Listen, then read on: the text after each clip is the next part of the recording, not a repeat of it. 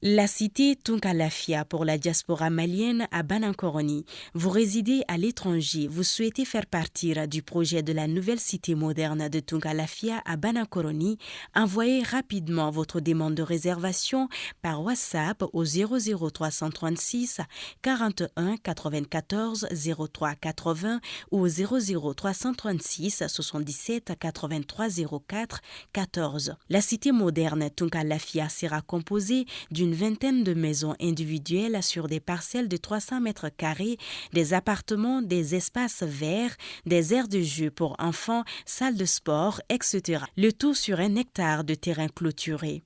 Après l'acquisition des parcelles, vous avez le choix entre la construction avec Tunkalafia d'une villa 3 chambres plein pied à partir de 26 millions de francs CFA ou d'un duplex 4 chambres à partir de 35 millions de francs CFA. Vous pourrez aussi faire le choix d'acquérir un appartement en copropriété dans un des immeubles de la cité à partir de 17 millions de francs CFA.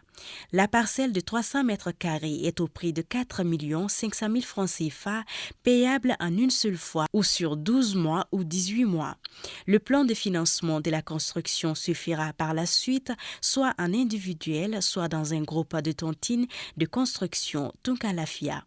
Le projet de cité Tunkalafia à Banankoroni, un havre de paix et de tranquillité pour un séjour ou un retour au pays serein et en toute confiance. Avec Tunkalafia, pour chaque Malien de l'extérieur, une maison à l'intérieur.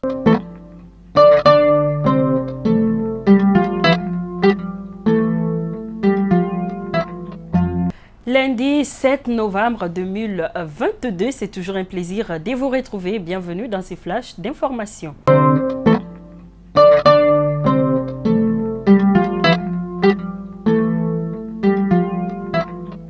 Nous commençons ces flashs d'informations à Koulouba où le président de la transition, son Excellence le colonel Assimi Goïta, chef de l'État, a accordé une audience en fin de semaine au nouveau commissaire de l'Organisation pour la mise en valeur du fleuve Sénégal, le Mauritanien Mohamed Abdel Veta. COP 27, le Premier ministre par intérim, le colonel Abdoulaye Meiga, est arrivé hier dimanche 6 novembre 2022 à Sharm el-Sheikh en République arabe d'Égypte où il prendra part à la 27e conférence des parties à la Convention cadre des Nations Unies sur les changements climatiques. Assainissement, action citoyenne du ministère des Transports et des Infrastructures à travers le Conseil malien des transporteurs routiers. En effet, le ministre des Transports et des Infrastructures a donné top départ hier dimanche d'une opération d'assainissement dans le district de Bamako. Cette activité se tient en collaboration avec les ministères en charge de l'environnement et la mairie du district de Bamako. Près de 100 camions et des caterpillars sont mobilisés à cet effet pour cette opération qui est d'une contribution du département des transports et des infrastructures en vue de rendre salubres nos routes.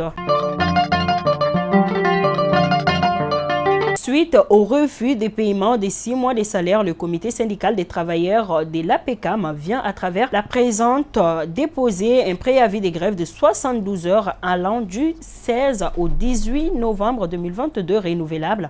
Monsieur le Président, nous vous informons aussi qu'avant la date de la grève, le comité syndical prévoit d'organiser un point de presse afin d'informer les producteurs, l'opinion nationale et internationale sur la crise financière de la mauvaise gestion de l'APECAM, peut-on dire, dans les 10 préavis déposés sur la table du président et signés du secrétaire général du comité syndical de l'APECAM, Ibrahim Sidibé. Page noire de ces flashs d'informations, c'est avec beaucoup de regrets que nous avons appris le décès de l'artiste Makouyate numéro 2. C'est lundi 7 novembre 2022. Que la terre lui soit légère et que le paradis soit sa dernière demeure. Repose en paix l'artiste. À présent, les actualités hors de nos frontières. En République démocratique du Congo, des jeunes militants ont réclamé au président Félix Tshisekedi la mise en application de l'article 63 de la Constitution qui prévoit d'instaurer une mobilisation ou un service militaire obligatoire en cas d'agression militaire. Du Congo, nous partons au Cameroun où le président Paul Biya et ses partisans soufflent sur sa 40e bougie à la tête du pays hier 6 novembre 2022, mais la présence de plus en plus rare du chef de l'État âgé de 89 ans pousse les Camerounais à se demander si le président dirige encore le pays. Son pouvoir est fragilisé par la corruption, le clientélisme, les détournements de fonds publics et le conflit armé dans les régions anglophones du pays.